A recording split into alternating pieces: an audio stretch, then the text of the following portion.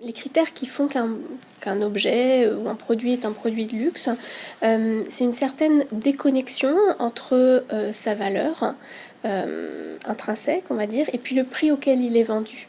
Et la différence entre les deux, c'est la valeur que le consommateur lui-même va placer dans le produit parce qu'il le trouve beau, parce qu'il le trouve admirable, parce qu'il le trouve désirable. Et cette valeur-là, pour moi, elle est culturellement et socialement construite.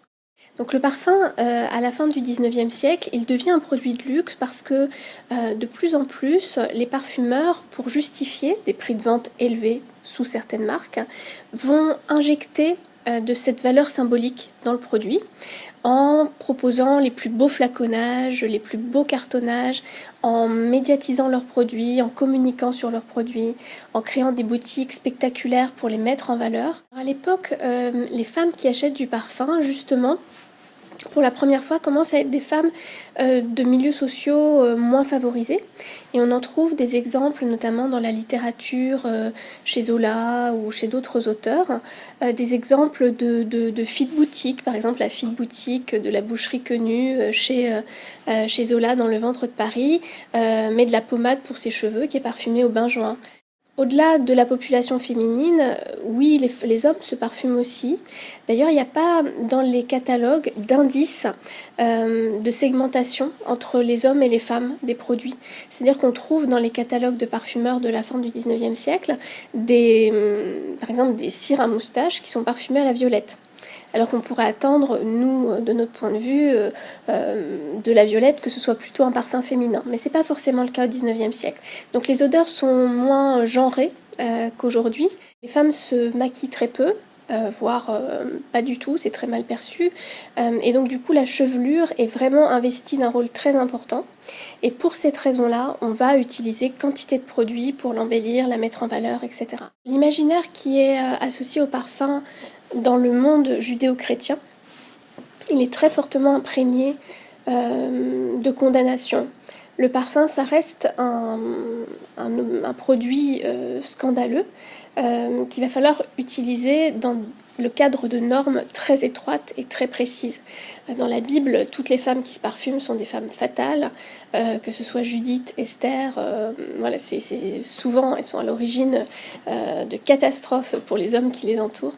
Et pour cette raison-là, le parfum, il est quand même investi de cette dimension un peu sulfureuse qui existe encore très fortement au XIXe siècle.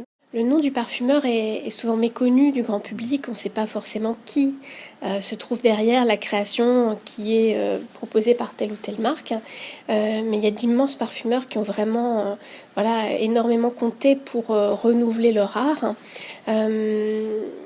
Parmi ceux-là, on peut citer Aimé Guerlain, qui a été un des premiers du coup à composer avec des produits synthétiques, avec un parfum comme Jiki qui est sorti en 1889 et qui est toujours vendu.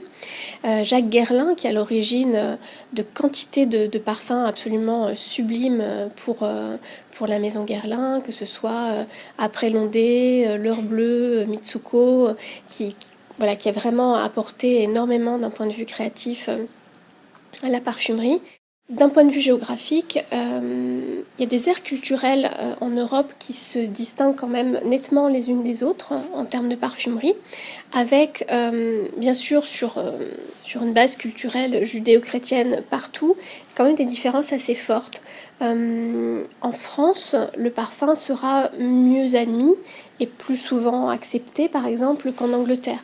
En Angleterre, jusque dans les années 1770, il existe un édit du Parlement d'Angleterre qui condamne les femmes dont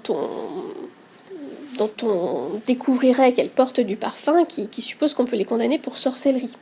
Donc c'est quand même très particulier. Il est difficile de savoir dans quelle mesure c'était appliqué ou pas, mais c'est vrai qu'il y a une condamnation très forte dans cette ère culturelle pour le parfum. Et de fait, la parfumerie qui se développe en Angleterre est davantage une parfumerie d'hygiène, une parfumerie de barbier en fait, qui va privilégier des notes très, très propres, très discrètes, de Cologne, etc. Et à contrario, en France, on va oser, même si le cadre de la norme est assez étroit, on va oser à la fin du 19e siècle, investir par exemple davantage le champ des parfums orientaux et créer des choses plus opulentes, alors qu'en Angleterre c'est pas envisageable.